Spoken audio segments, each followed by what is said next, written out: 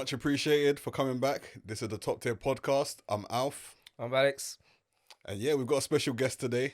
Much appreciated for you coming down. Oh, thank you for having me, guys. Yes, thanks, Hass. Yeah, so please, if Hass, you can introduce yourself. Yeah, so my name's Hassan Reese, and I suppose my main income stream right now is my model agency. I started this in 2016. I was working full time in the office at the time, working as a paralegal.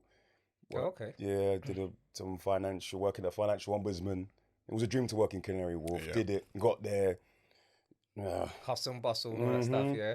And then, whilst I was the business basically, 4 days a week, 5 days a week, full time in the office. Then 4, then 3, then 2, then 1. All that time the business is building itself up. And I was able to go full time. During COVID, I took a mad risk. June 2021, during a lockdown, I said, you know what, no more contracts. I'm done. I'm going full time. I'm doing it. And it's been the best decision I've made when it comes to, my working career by 1,000,000%. I love it. But what was the drive to make you want to go and do it for yourself? Yeah. I'm not really good at listening to people, to be honest. And I think in the hierarchy, within our office culture, I don't really believe that people really care that much, if I'm honest. There's a lot of decision makers making decisions that arguably, they're not even capable of doing themselves, if I'm honest. So I just thought, you know what, I need to do something. And also having African parents, my dad's. Always a factor. Yeah. My dad, he's Ghanaian. My mum's Jamaican, but, my dad's like, he was the one who was like, Hassan, you need to do something. Like 9 to 5 is cool, but what else are you going to do? Do something, man. Yeah, get that side hustle. Yeah. So. Yeah, that's good. It's interesting because what I find out with entrepreneurs is that they don't like getting told what to do. Yeah. So is it when you said that, it kind of triggered something into me. Yeah. Which I find very interesting. So no, it's good. It's good though. It's good that you actually jumped, took the leap. So so how you finding it, man? Like, how you finding the whole, because I know when it comes to entrepreneur, everyone likes to talk about the glamorous, the good life, the struggle. So how's the grind, man? How's the grind going for you? Yeah, so literally I'm up, I wake up, I go downstairs in my living room, I open up the laptop, have a coffee with my Cocoa Pops, and I just get on with it. And I just get on with it. The laptop is open for most of it. No, it's not that glamorous. It's, A lot of people see it as boring, but I love it. My laptop is open from 9 till, they say work smart, whatever. I'm just working hard, just keeping it real, working hard. I'll do 12 to 14 hours a day easily. And the thing is, it feels like I'm playing a computer game. Yeah. I love it so much. But the grind is real. I never rest on my laurels, Well, if we have a good month, I start each month like I'm broke. I'm far from broke. Hit the reset button. Reset. Yeah. Every month, bro. June 1st, 0. Let's go again. Same work routine, same hard grind. Let's go. So let me rewind it back a bit then. So, because I like to know, has the boy, like, how did it, because obviously there's a process, because for you to say you was a paralegal in Canary Wharf, that's a big transition to go from that into the model industry. Crazy. So what were you like at school? Were you like academic? What was Hass as a teenager? Again, kind of semi-rebellious. I did what I needed to do, but I wouldn't say I excelled. I'd say I was pretty average, when it comes to, the academics. GCSEs, yeah, I passed everything. And then when you do your A-levels, I was introduced to girls, I'm not going to lie, because my secondary school was all boys. Went to college, saw girls, grades went down, straight up. The grades went down, but, it's fine. Went on to university. But yeah, fact is I started modelling part-time. I always did it part-time. I started about 10, 12 years ago. People thought, give it a go, and I did. And, is it because of that, your height? Or yeah, I'm 6'4". 6'4" is a good height for modelling, but, let's be real now. For those who are properly in the game, 6'4" is arguably a height that's a bit too tall. The actual... Oh, is it? Yeah, the perfect model, stature is probably around 6 foot to 6'2", and the reason being sample size clothes. Me being 6'4", it was very hard for me to get into a lot of clothes. And I was big. then as yeah. well. So I had to Yeah, lose weight yeah. over time. Blah blah blah. But yeah, that industry really sorted myself out because I had a few issues. Okay, so from a childhood perspective, 'cause, Yes. yeah, what I really want to understand is how you got to this path. So more your characteristics. You said a little bit rebellious, right? So can you see a link between being semi-rebellious Yes. through to you deciding, I don't want to be governed Yeah. by a corporation or management structure and I want to go self-employed? Like, was this your first business venture? It was, you know. Again, it stems from not really listening to people. I mean, my dad was like, especially, you know, I always lean up to my dad because he's like, you know, he's a mentor. Let's just keep it real. He's a mentor. That's dope, man. And you know, he was always like, you know, even though he was a mentor for this particular business venture, I was like, you know, Dad, I'm doing this. From the moment I had this idea, January 2016, I knew it was gonna work. I knew it. But yeah, my childhood again, not really, not too bad, but I definitely had a side whereby, you know, I was frustrating my parents, Right. you know, because I just wasn't doing, you know, I wasn't doing things the way they arguably should be done. My sister, if you were to write a book on, you know, living life and how she went to school, the GCS, perfect, everything, GCSE, A-level, perfect, university, perfect, you know, Oh, okay. masters, you know what I mean, met the guy, she's done Full everything. scholar, like the whole works. No messing about. Me, Yeah.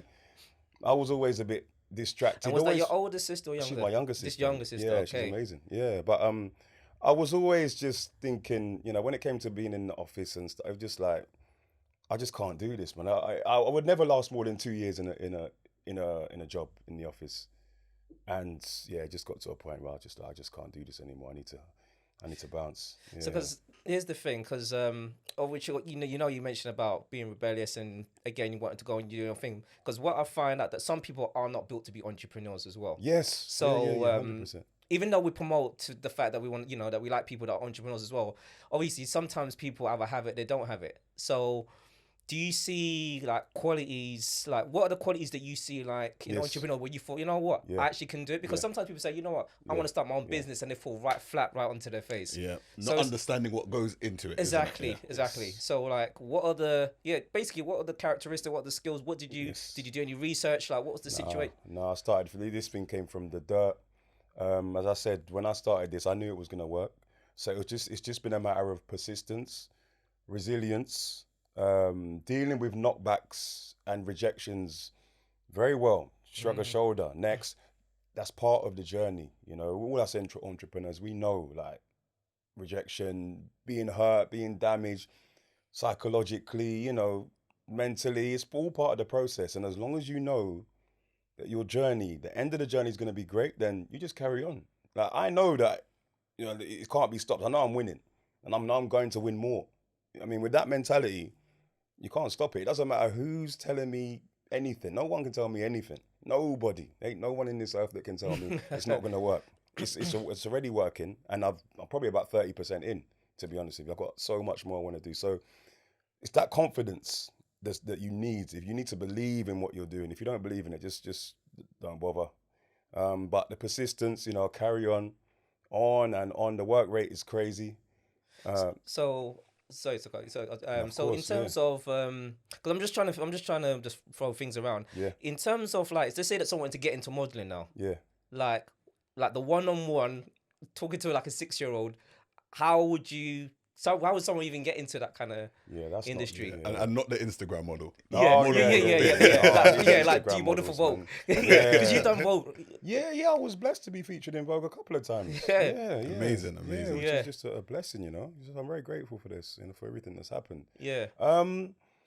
It's not for everybody. Again, it's got a lot of similar characteristics. Cause a similar, I don't know what the word is, like, a lot of the things that you need in your mind can be attributed to running a business, in the sense that you need to be very persistent, you need to be resilient, you need to be able to handle rejection, because the fact is most models, you know, are rejected most of the time for work. There's thousands of models up there. It's only the top 10% that are actually, you know, doing it like properly and making like big money. There's so many models. I'm talking models who are signed to like agencies, they're established. Right. They're serious, like, you know, they've got an agent. Right. Because all these Instagram models, they're just taking pictures, you know, and they're not getting paid a lot of them. If you're getting paid, then fair enough, you're doing it. But yeah, you need to be very, again, thick-skinned, which again can be attributed to a business owner. Absolutely. You need to be able to. I keep saying it. I think the rejection thing is such a important.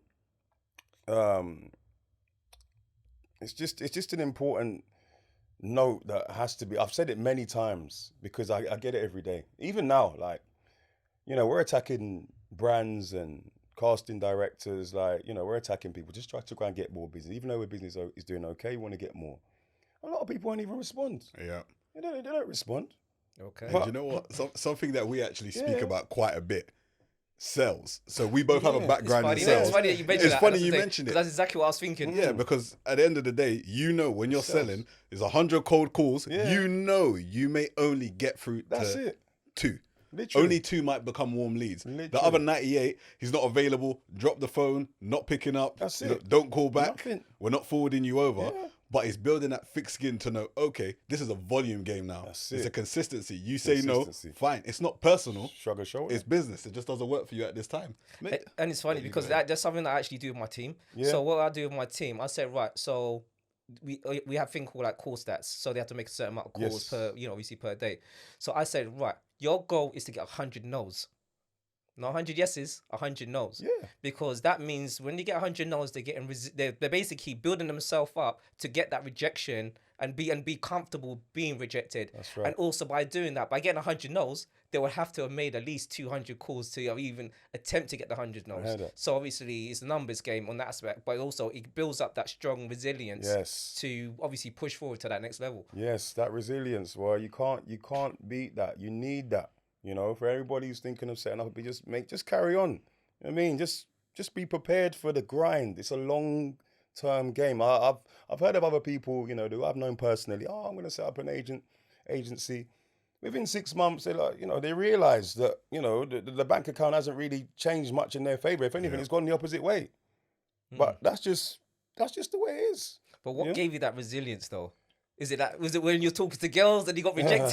You know what I mean? Was it? Or there has to be a catalyst that built that up. Yeah, because not everyone has it. That's what we've realized. Not everyone has it. And for me personally, I remember when I was younger, I used to talk to girls, all the time, and I used to get, you get rejected. But it builds up that resilience. Yeah. And then eventually you'd be like, okay, it's nothing, like talking and being comfortable around females, it doesn't feel anything anymore. In the sense of like you feel comfortable within your skin. And then when you get into sales, it's the same type of aspect. So there's always like a stepping stone that takes you across to allowing you to get into the real world and having those abilities to actually move forward. Did you find that you had that same situation or? Not really, who's coming to my head just now? My dad. Again. There you go. Okay. I remember when I was about 10 and I'd come downstairs and he's just sitting there. It's about 2 I'll come here for some snacks, like 1 a.m. And he's just sitting there with he was an accountant. See him with some books, like, just sitting there and, just studying. And, he basically showed me the grinds. I've seen what he came over here, with £200 in 1960 or whatever the hell it was, a bit later than that. But, come over with nothing. Both mum and dad come here with nothing. Mum from Jamaica, dad from Ghana. Yeah. And to see what they've done, and what they did for myself and my sister, it's obvious that it wasn't easy. I know it wasn't easy. I know it wasn't easy for them. But they did it. You know what I mean? So there is a bit of, I'm not going to say it's pressure, but it's definitely like, I need to step up. The family standards are quite high.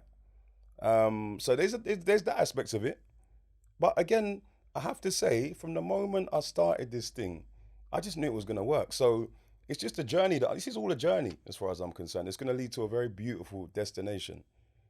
So I'm just doing what almost like, it's like God's like, it's like I'm just, you. Yeah. It's a real gifting that you have. That's how it feels. Real That's how it feels. I can hear the passion as well. Yeah, it doesn't even feel like it's me. It feels like someone just giving me a journey, and I'm very, very grateful to have this to be the one or one of those who's been gifted this blessing.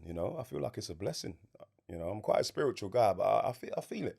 Yeah, I feel it. It's real, man. Amazing stuff. Yeah. And what I really liked about what you said is that, and you mentioned it a few times, your father has clearly played a significant role. Even now. And I can really relate to it as well.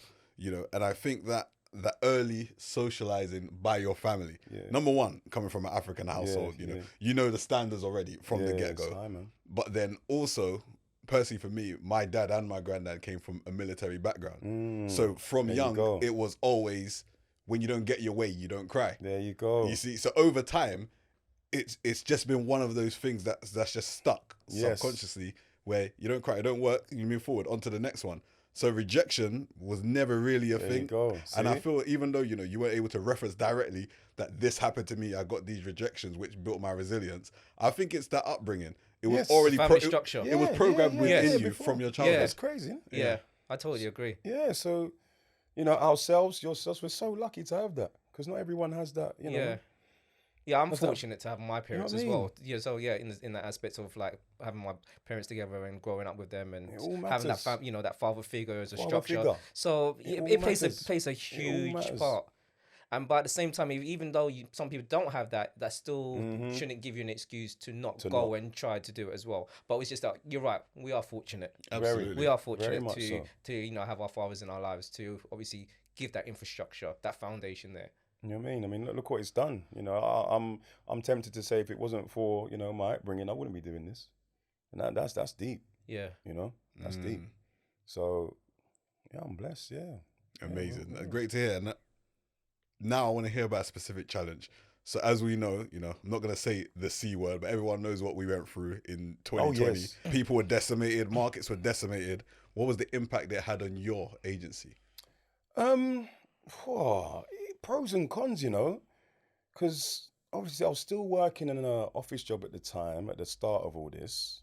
And the fact is, when it finished, I was full time. So, you know, there were challenges, but it couldn't have been that bad because I went full time. Challenges though, like we were having designers and cameramen going to models' houses and shooting at distance. Right. Yeah, and there was shoots. How does that work? I know. I had it myself. I had a Was it like a long lens camera or what? How does it work? Just at distance. I remember a designer came to my house. He parked. He bought the clothes with a mask. Presented the clothes at my door. Gave me a bag. He went back to his car. I got dressed in my room, and then I came back and he basically shot, 10, 15 meters away in the open. That's how we did it, yeah. Oh, and wow. This was how it was happening. Okay. And then studios, there was some studio shoots as well, not for myself, but for a good few of the models. And we'd go in there, there'd be one person in there.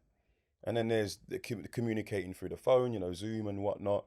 It was a crazy, crazy time. Obviously, business, went down because inevitably, you're going to get affected, because the crew, for example, the shoot producers, the editors, the makeup artists, ideally everybody is in the same spot for a lot of these, big campaigns and stuff like that. But that just could not happen. So shoots, obviously the number of shoots we had, it went down. But at the same time, I have to say, I'm gonna keep it real with you guys. The government, they helped me out. Yeah. Yeah. Government, for businesses, who were suffering, we were getting grants. Listen. To be during that time in the UK, you were fortunate. Oh yeah. Compared to other countries, to a lot of other countries, days, you know what I mean? It wasn't a bad country to actually be in when that situation was happening. I know a lot of people like to talk bad about the UK, but at the same time, don't bite the hand that feeds you, man. Exactly. Don't bite the hand that feeds you. Because I literally know some of those resources not only save businesses, but help them to propel to even greater heights. Absolutely. Again, remember what I'm saying? I went full time, during during lockdown. Yeah. So, I was very much assisted, shall we say, by the government. Whereas if you was in another country, you probably wouldn't have never got that same assistance. So at the end of the day. Yeah. And that's the amazing thing. I think, as you said, you were in the right place in the UK at the right time. That's right. And when you said you do genuinely feel like this is an ordained journey for you, it is. It absolutely is divine. You've got a gifting. Yeah. You've got a journey. You've got a path. So. And that self-belief that's coming with it, it deep within your heart. Cool. It's amazing. Yeah. I feel good. Yeah. Every time negative things happen, which is again part of the journey. I'm just like, okay, yeah, you know, thanks God, yeah, I'll learn. Yeah, the next. Yeah, let's go. You know, I'm never down for too long. Cool. You know. So how is it as a, you know, I guess everything room, like, how is it as a, like, a, you know, being in the industry as a black guy? You know, I mean, like, is there any like objections with that, or is it smooth sailing? Is it easier to go to that lane, or is it harder? Like, it's a tricky one. I guess, you know. I mean, there is that thing whereby, you know, we have to work 10 times as hard. I do feel like there, you know, I don't want to say the word. I can't say, no, not racist or something. I can't say that, but I feel like there's something. I can't quite put my a little bit of a glass ceiling. Yeah. Okay. And I say that because I've seen people come in similar to what I'm doing. And for whatever reason, I know we have different circumstances in life, you know, because, yeah, you're running a business, but God knows what's going on behind closed doors, which can also affect the running of your business, you know, personal circumstances, financial circumstances, because, you know, obviously it requires some investment. You might not be able to do it, but you have your business you're trying to set up. But I know some people, you know, personally who have, you know, come in, you know, at a certain level and, you know, just surpassed me, to be honest with you. You know, fine, not a problem. It's still not going to stop me. But sometimes I do ask, like, why? Why are these things happening? But are you like the anomaly as well of being the few that's in there? Oh, yeah, 100%. Yeah, but is it because of your extra hard work, or is it because I'm sure there's other, I don't know, because I'm not in the industry. There's other like black guy models there as well. Like, so, but you stand out. You're doing your thing. It's like what separates you from everyone else? Again, it's that deep determination, man. That passion. Yeah, the passion that I have. I mean, again, as a businessman, you need to have passion for what you're doing. You know, if you don't love what you're doing, even if it's going to make you money, I've noticed that because, you know, I had some other ideas. I was going to set up like a cleaning company, Amazon FBA dropship. It came to mind, but I don't love it. You know, I don't love it. Yeah, I just didn't and don't love it. So I couldn't do it. Even though I know it's gonna, you know, affect my bank balance nicely, potentially, and, you know, and sort me out, but I just couldn't do it. I need to be doing what I love. You probably couldn't give it that 100%. Yeah. When that passion's behind it, then you'll go on and beyond. Yeah, you have to love it. As I said, I feel like you have to love the game. Yeah, I feel like I'm playing a computer game. Can you imagine? I literally feel like I'm playing a computer game, running a business. And for all you man them that love playing computer, you know, they love playing computer. But, you know, I love running this business. You know, it's the same thing for me. You know, sometimes, I mean, the other day, like, it was Friday, I got home like 6 p.m. or whatever. I'd been out to an event or something like during the daytime. Had a little nap, maybe woke up at like 9 p.m. I started working. I'll start like at 9 p.m. That's another blessing, you know, the fact that we can work, you know, when and wherever wherever we want. We don't have to answer to nobody. You know, we're the boss. It's a beautiful feeling. It really is. The lifestyle. I'll never change it for the world. Yeah, I could never change it.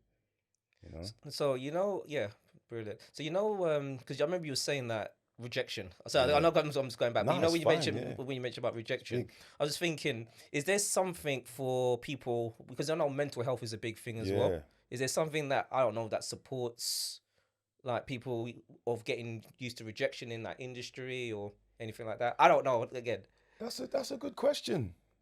I know there's like a models association in the background. Okay. But I wouldn't say they're very, you know, enforcing of the whole assisting mental health when it comes to models. Okay. If anything, that's something that we've taken on ourselves as an agency. Yeah. Oh, fantastic. Yeah. Even myself, you know, a few of us are working, you know, as a team, but myself, I always put myself out there.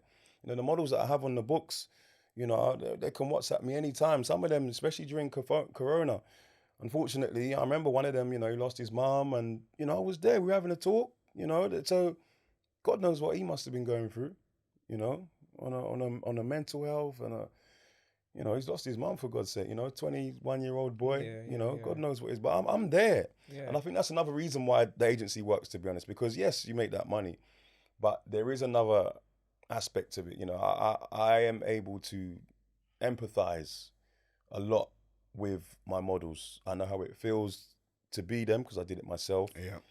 But I also understand, you know, life and that life can be hard, you know, and I'm not expecting these boys to just be, you know, making money. They can, you know, fair enough, that's part of it, but they're also going to be not feeling good at, you know, at times, especially, you know, us young boys, you know, it's not easy. It's not easy. So yeah, I've definitely gone out of my way to make sure that, you know, models, like, you can talk to me anytime. Nice. I'm there. Yeah. I love it. It's almost like a little family. Yeah. I like that. WhatsApp group, everything. Yeah. Great stuff. Great stuff. So what are the so what's the criteria to if someone wanted to be in a modern agency? Yeah, you know. Like, I don't know if I could get into it. You know. The industry's you never know. No, the industry's changed. You know. So before it would be, I don't know. We got like for men, you know, 6'2", just beautiful, good-looking guys, you know, for men, and even women, you know, 5'9" minimum, slim, beautiful, you know, the whatever beautiful is, you know. But now, hey, you know, I've got one of my top female models because we started taking on females just in the last couple of months. Okay. She's 5'1", and she's absolutely smashing it. She's killing it. So there's no criteria anymore. Changed. There's no criteria. It's changed massively. On, like, literally on the. I can't even. It's very hard to say. You know, if there is one. I mean, it depends on. Because I see Boohoo Man and everyone's in different shapes and sizes. Yeah, absolutely. Yeah. Also big and tall section. Yeah. And it depends on the area of modeling. We've got high fashion. You're more high end luxury. You know, because I know that's what you do, right?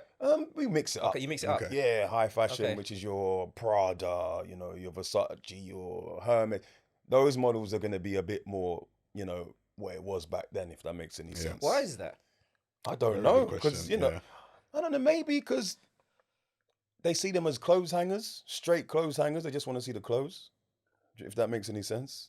Yeah, it's a tricky one. I know what you mean. It's a tricky one because the high fashion end of the industry has pretty much stayed the same. Very traditional. Yeah, traditional. Right. Like, and then we go commercial, which is like your, I don't know, Argos, Sainsbury's, ASOS, that type of stuff. Yeah. Right. Anything. And you'll see a nice diverse mix of people nowadays. You know, plus size, big up all the plus size models out there. Yeah, of course. As I said, you know, 5'1", we've got genders, everything is, and that's, you know, why not represent the actual population? No, I agree. You know? I agree. Definitely. To be honest, that's the majority of the people anyway. That's it. So it makes sense. That's it. Exactly. You said the key thing, the masses. The masses. That's the anyway, like that. Yeah, it makes perfect sense. It's about time. Yeah. It's about time. And Edward NM4, you know, who's just leaving Vogue in his position, top man at Vogue. Okay. Fellow Ghanaian, big up the Ghanaians. Yes, big up. Because when you say yeah. He's really shaped the industry. Changed it up. So what do you think he's done significant that's kind of changed up that part of the industry, in your opinion? Yeah, he's just, again, looking after the masses. You know, he's making everyone, you know, fair enough, you know, the traditional side of model. I'm sure there are models out there who are thinking, you know, why are you bringing on, you know, these type? That's not a model, you know. But you know what? He's making everyone feel good. Yeah. And there's nothing wrong with that. I think it's a beautiful thing what he's been doing. He's just, you know, he's really changed up the game and brought in, you know, he's kept the traditional models. He's got his Naomi Campbells in there. Yeah. And, you know, all the top models, they're all in there. But he's also opened it up a bit. Adapting to a changing world, isn't it's nice. Yeah, absolutely. It's been refreshing. And you know what's actually interesting? With the people that we talk about, the mass, like, you know, like different shapes, size, or whatever it is, if you see someone in a magazine and you see how they're dressed, because sometimes you probably think, I don't know what to wear, I don't know if this looks good or whatever, and they don't feel comfortable doing so. By seeing a model, seeing that kind of represents them, you might be like, you know what, I might try that on and see how I feel, and then you see it. It's a business thing as well. Because I remember years ago where, I'll be honest, I couldn't dress for nothing. Yeah, and I used to be like, right, find someone famous or celebrity that kind of has your body shape, and then see what they wear, because they would have automatically stylists anyway, and then replicate that type of style.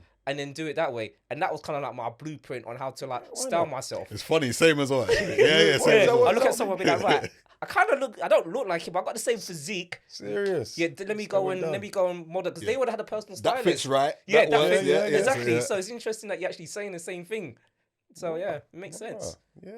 It makes perfect sense. It's all changed now, and no, it's good. I'm happy that it's become a lot more inclusive. Yeah. Still a bit of a way to go. Yeah. But yeah. Is that where your agency kind of jumps in? Are you being inclusive, or is it like very traditional as well? We mix it up. Yeah, Okay. we mix it up. I've got some high fashion models, and we've got some commercial models. Probably could do with a few more plus size models, if I'm honest with you. Okay. Ages anything from 18. I think. Oh no, I know our oldest model is 66. All right, so it's literally a wide range. Yeah. Models, the age thing. So is the so I got my head around, like, you got the Vogue stand, which is the high, what they call it, the traditional one, and then you got the the commercial side. Yeah. Is there a difference in terms of like what models get as a salary then? Because of who's representing. Is that a big difference? Commercial pays well. They pay well because these are like big, like global brands. Of course, yeah. You know, high fashion is very hard to get into. I genuinely would say.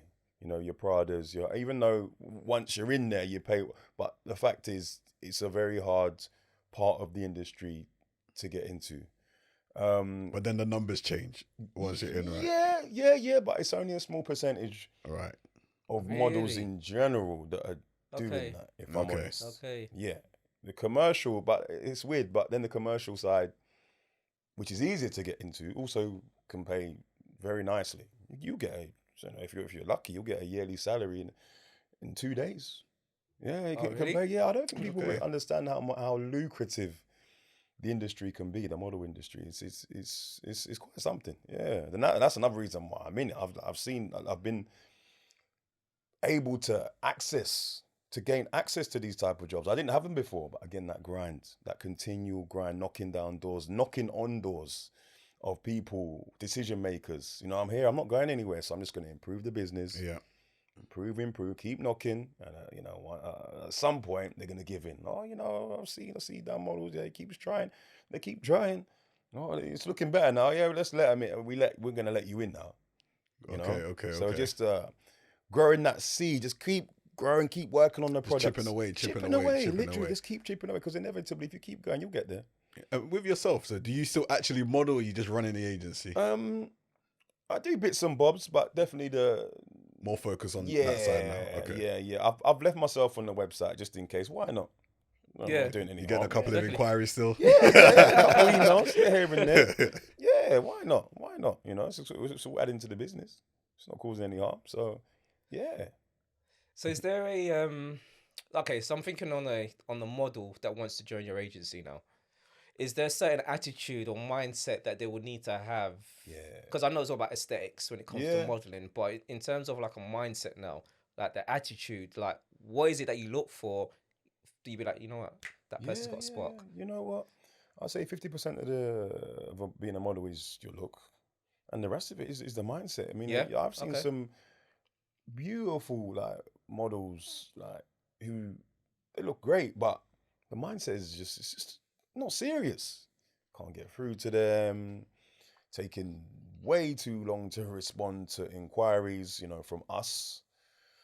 And you can just sense and see that they're not serious. And that to me is very off-putting. Yeah.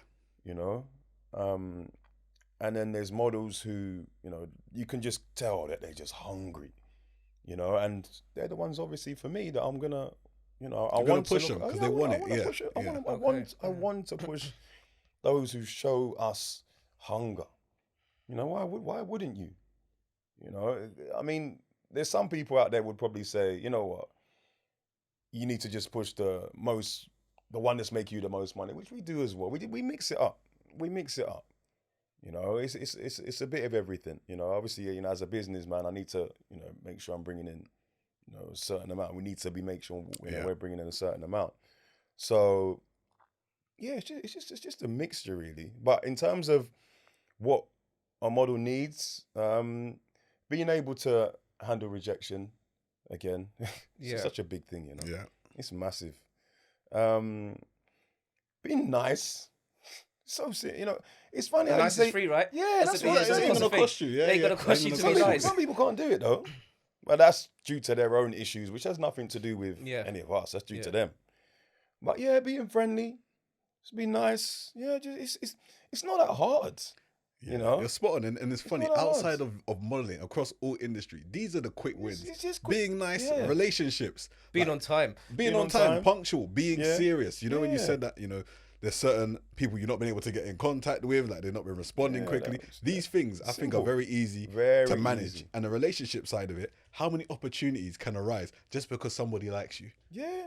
Oh my days. Just because somebody likes you. I'd say that's another reason why I've done all right, you know, because I'm not saying that everyone but I'm just nice to people, you know. There you go. You're likable. Yeah, absolutely. You are. Yeah, and approachable. Yeah, well, maybe not in a physical sense. You know, I'm 6'4", big old black muscles, whatever. But I think once you get to know me, I'm just a laid back, easy going guy, you know. There's no clout. I'm just a hardworking, genuine, real guy. And yeah, I think that resonates with people, I think. Yeah. And it's interesting, and no matter what industry you're in, it's the same blanket criteria across the board. Be on time, be polite, treat people with respect. Even hard. Yeah. Those are the key things. It's not even, I don't even think it's that hard. And you just got to be able to do this for a long time. You know, just keep that same attitude, that same positive attitude, hard work, just for a long time, because it's a long-term game. Yeah. Quick win. Yeah. Quick win. Definitely, man. Definitely. So if someone wanted to reach you out to the modeling agency, how can they reach you? So yeah, the Instagram is there. We got damn_models. Okay. And we'll shoot that in the description as well. I appreciate it. Then we've got info@dammodelmanagement.com. Damn actually stands for Don't Ask Me. Yeah, I checked. Yeah, which is a bit crazy. What tell us the story about that, actually. So one of our bookers at the time, basically it was called Dedicated at Male. Okay. But because of the gender specifics now, it's no longer male. We have some non-binary models. Yeah. So there was absolutely no way that we could keep going forward with Dedicated at Male. It just made no sense. So we all sat down. I remember we sat down. And yeah, we were just brainstorming. You know, what we're going to call this? DAM, Don't Ask Me, or Dedicated and Motivated, or, you know. And one of them came up with, Don't Ask Me. And as soon as I heard it, I was like, yeah, why not? Let's do it. It's a bit weird. It's a bit crazy. It's a bit out there. But yeah, it's kind of like me in a way. Yeah. You know, so I was like, yeah, let's do this. And people like it. Yeah. Yeah, people seem to like it for some reason. So yeah. Yeah. What's the price? Don't ask me. Yeah. Yeah, people like it. Yeah. People like it. No, okay. Yeah, that's good, man. That's good. Listen, Has, it's been a pleasure. Absolute pleasure. Pleasure, man. Absolute pleasure. Yeah, definitely. Nice one. Yeah, man. Thank you. And thank you for coming down. No, pleasure. Thank you for having me, guys. So one last thing, the final takeaway. So for the aspiring model out there who wants to get in the game, give them one word of wisdom. Keep going. Keep going. Perfect. Keep going. Yeah. All right, Has, appreciate you big time. Definitely. All the viewers, again, like, comment, subscribe. Leave your comments. Any questions you've got for Has as well. If you want to find these details, they'll be in the description. It's been a great pod. Lex, anything you want to land on? No, it's been great, man. It's been a pleasure. Literally been a pleasure. Definitely took some insight. One thing I've taken is that no matter what industry you're in, across the board, the same characteristics are there. The same characteristics are there. So, you know, that's something that I've definitely taken on board. And I might try to get into modeling myself. I'm here. Yeah. All right, appreciate you all. Until the next one. Take care. Top tier, baby. Top tier. Yeah.